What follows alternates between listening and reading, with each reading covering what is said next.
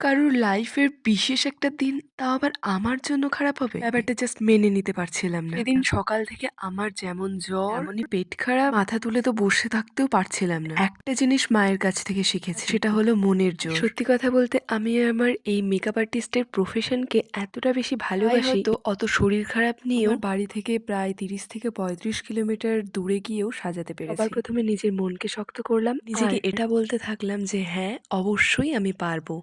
তাই সবার আগে একটু সিম্পল করে কিন্তু মেকআপ করে নিয়েছিলাম ওই অসুস্থতার মধ্যেও। আর তারপর আমার মধ্যে অদ্ভুত একটা শক্তিও চলে এসেছিল। ওই শরীর খারাপ নিয়ে লাইন বাসে যাতায়াত করা পসিবল হয়নি, তাই থ্যাঙ্কস টু মামার গাড়িতে করে কিন্তু আমরা গেছিলাম। আর লোকেশনটা কিন্তু সাফানগর থেকেও অনেকটা ভেতরে ছিল। শরীর খারাপ নিয়ে অতটা রাস্তা যেতে যেতে কিন্তু বারবার দাঁড়াতে দাঁড়াতে আমাদের একটু লেট হয়ে গিয়েছিল, তাই ব্রাইড একটু রাগ করেছিল।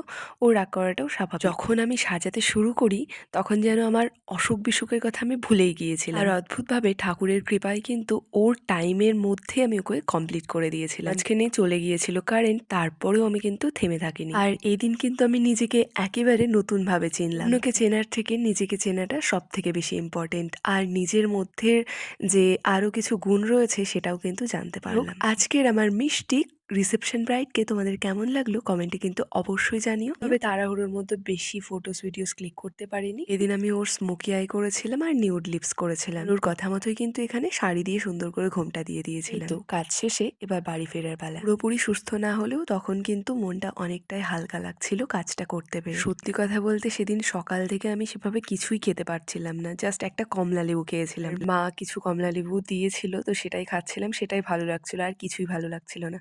আর এই শীতের মধ্যেও আরেকজন দেখো আইসক্রিম খাচ্ছে। আমার তো অলরেডি শরীর খারাপ, তার মধ্যে একটুতেই ঠান্ডা লেগে যায়, তাই আমি আর খাইনি। যেহেতু তিওয়ারের নপাড়া হয়ে আমরা গিয়েছিলাম ব্রাইডাল লোকেশনে, তাই সেদিন ছিলাম মামা বাড়িতেই।